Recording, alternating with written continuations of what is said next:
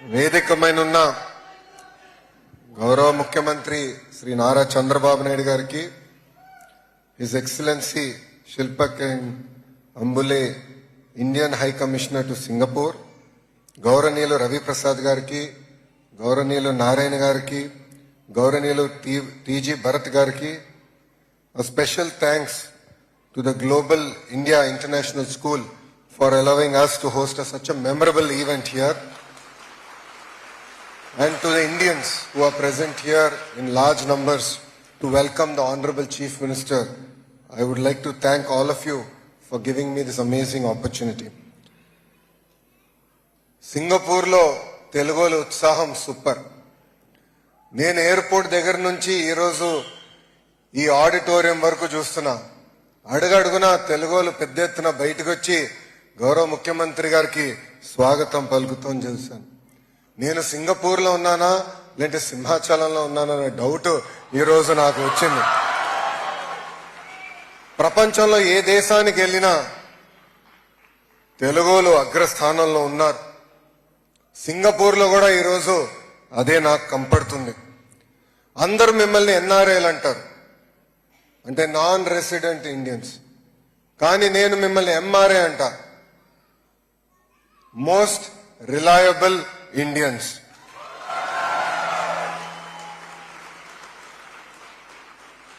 Whenever I come to Singapore, I go back home inspired. It is amazing to see how one leader has transformed this amazing country.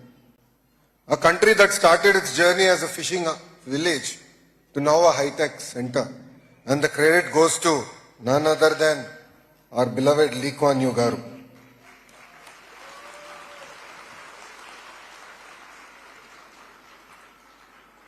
తెలుగువారి ఆత్మగౌరవం కోసం పెట్టిన party Telugu Desam party.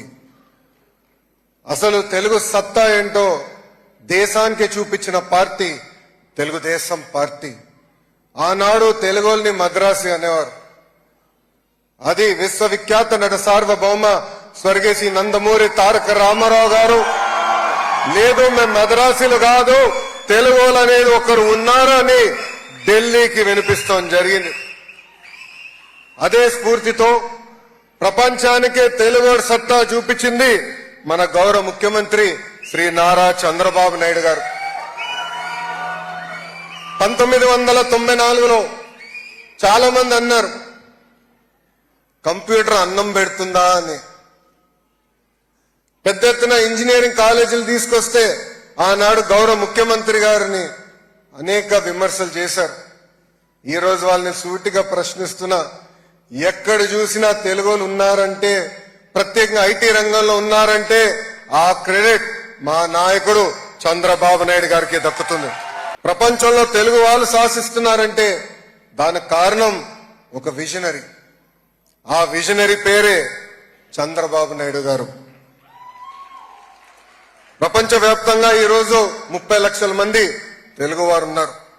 ప్రత్యేకంగా far east లో 3 లక్షల మంది ఉన్నారు. ఈరోజు సింగపూర్ లో జరుగుతున్న తెలుగు డయాస్పోరా మీటింగ్ లో మనం ఒక్కసారి చూస్తే మలేషియా నుంచి, ఇండోనేషియా నుంచి, ఫిలిప్పీన్స్ నుంచి, ఫార్ ఈస్ట్ నుంచి పెద్ద ఎత్తున తెలుగు వారు తరలి వచ్చారు. అదే మన తెలుగు వారి పవర్, అదే మన తెలుగు వారి సత్తా.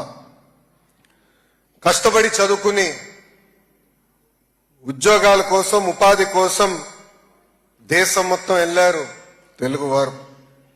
ఈరోజు సింగపూర్ లో మీరున్నా కూడా మీ మనసు ఎప్పుడు ఆంధ్ర వైపే ఉంటుంది. రాష్ట్రంలో ఏం జరుగుతుంది, రాష్ట్ర పరిస్థితులు ఎలా ఉన్నాయి, రాష్ట్రంలో రాజకీయాల గురించి కూడా నాకన్నా మీకే బాగా తెలుసు. మీలో చాలా మందికి మీ దగ్గర నా నంబర్ ఉంది. ఇప్పుడు కూడా నాకు వాట్సాప్ చేసి ఫీడ్బ్యాక్ ఇస్తా ఉన్నారు. గడిచిన 5 సంవత్సరాలు మనందరం చూసాం. ఒక సైకో పాలన మనందరం చూసాం, ఒక విధ్వంస పాలన మనందరం చూసాం. అందుకే మీరందరూ ఎన్నికలు జరిగే సమయానికి పెద్ద ఎత్తున తిరిగి వచ్చి, కొంతమంది అయితే 1 నెల నుంచి 6 నెలలు సెలవు పెట్టి కేవలం దారి తప్పిన రాష్ట్రాన్ని సరైన దారిలో పెట్టేదానికి కష్టపడినందుకు నేను మీ అందరికీ శిరసు వంచి ఈ రోజు నమస్కరిస్తున్నాను.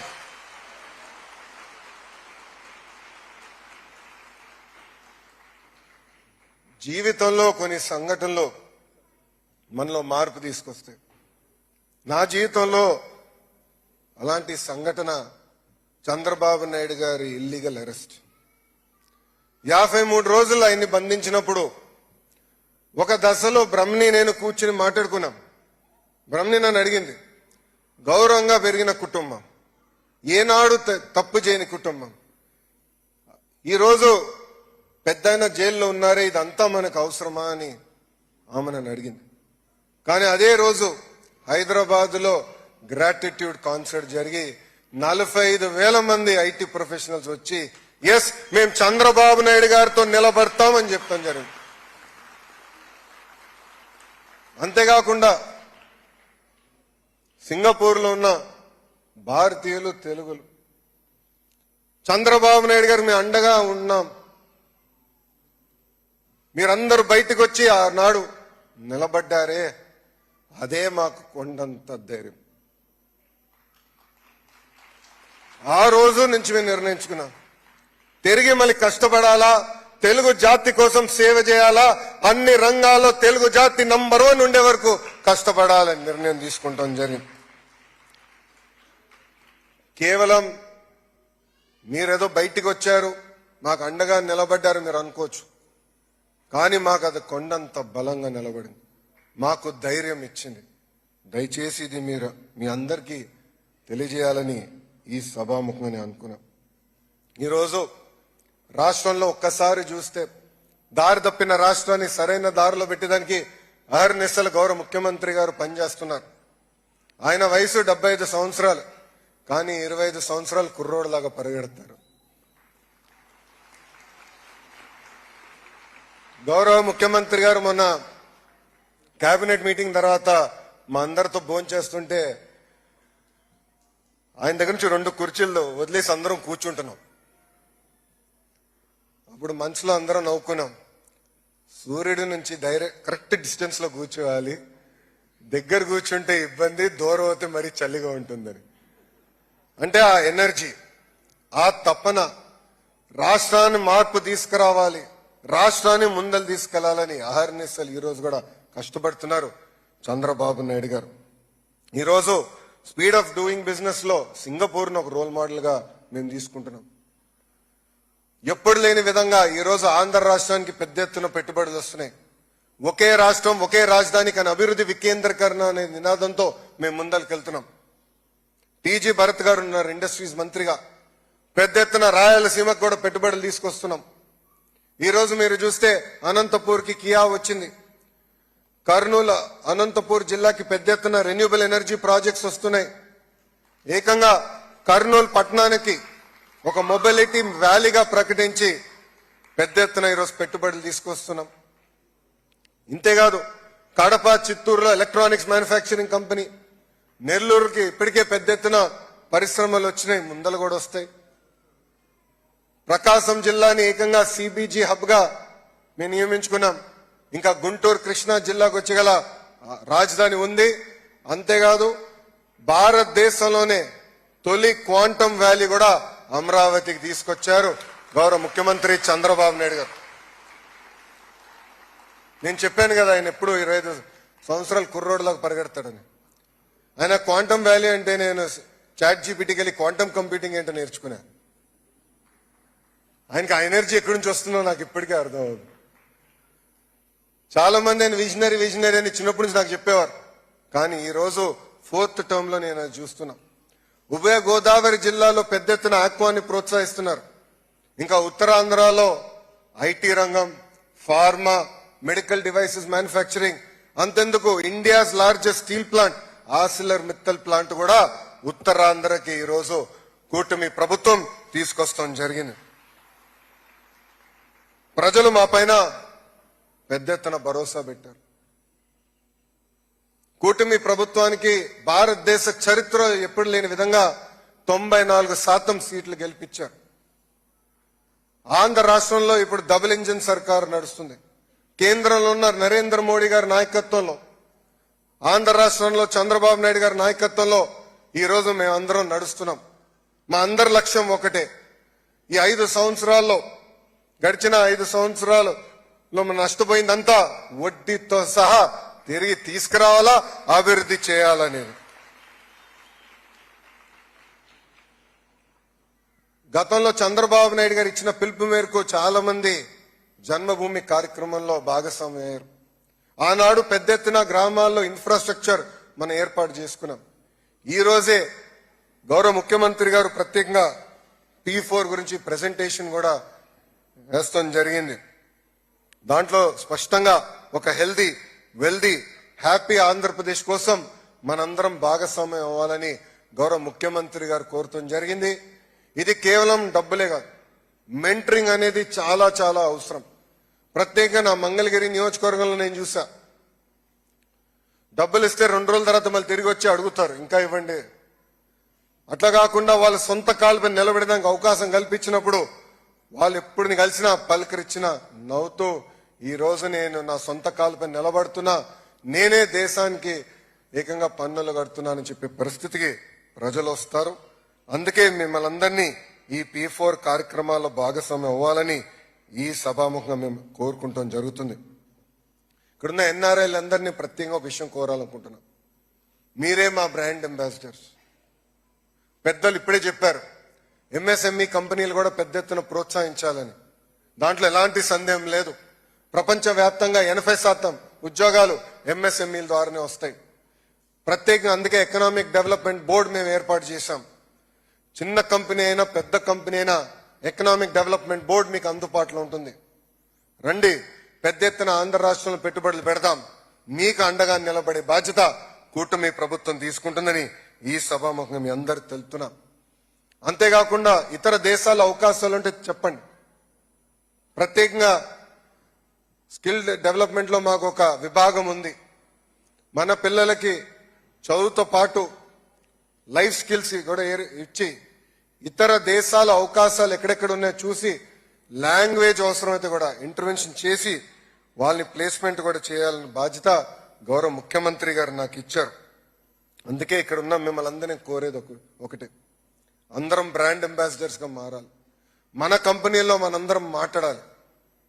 ఇది నేను ఎందుకు చెప్తున్నానంటే, టాటా సన్స్ చైర్మన్ చంద్ర గారిని కలిసినప్పుడు ఆయన ఒక మాటను అడిగా.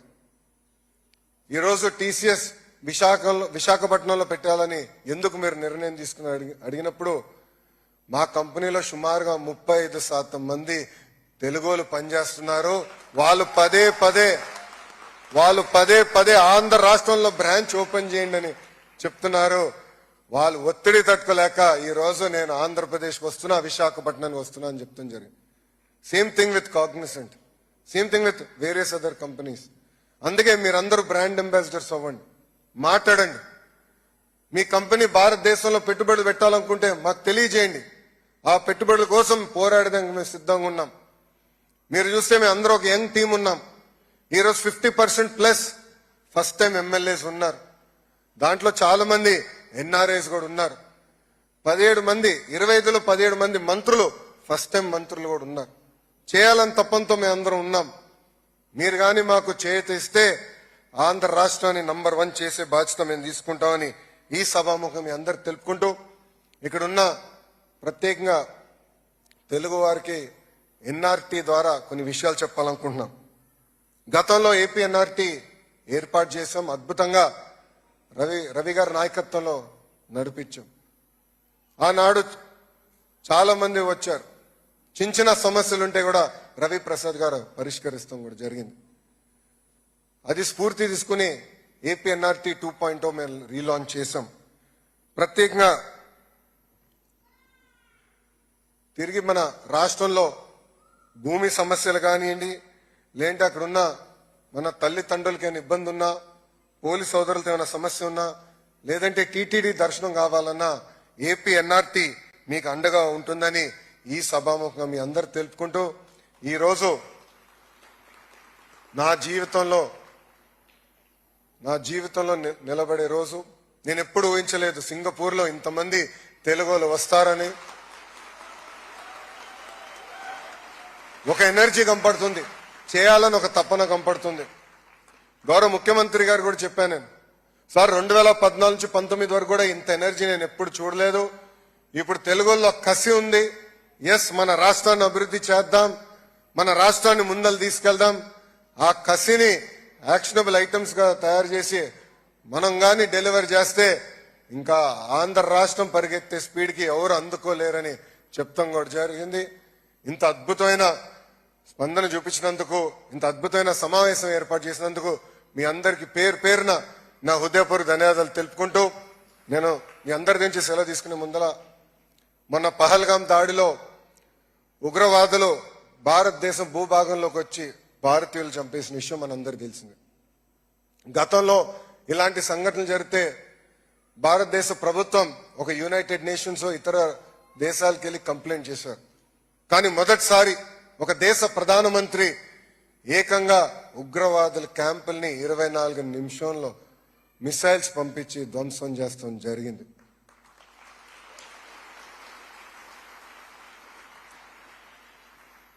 దాంట్లో భాగంగా మన భారతదేశంలో బార్డర్లో కాపలాగా ఉన్న జవాన్లు వాళ్ళ జీవితాలు పోగొట్టుకున్నారు. మన రాష్ట్రానికి చెందిన వ్యక్తి మురళీ నాయక్ గారు ఆయన జీవితం పోగొట్టుకున్నారు. ఆయన కుటుంబంలో ఒకే బిడ్డ. వాళ్ళ అమ్మ నాన్న కూడా చెప్పారు, నేను మిలిటరీకి వెళ్తున్నాం, నీకేమైనా అవుతే మా పరిస్థితి ఏంటని. అప్పుడు అతను చెప్పాడు, నాకేమైనా అవుతే మొత్తం రాష్ట్రమే కాదు దేశం నా కోసం నిలబడుతుందని ఆయన చెప్తాం జరిగింది.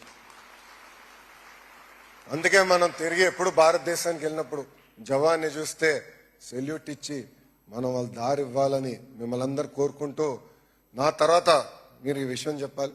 వందే అంటాను, మాత్రం అని మీరు చెప్పాలి. వందే వందే వందే. జై హింద్, జై హింద్. అందరికి నమస్కారం.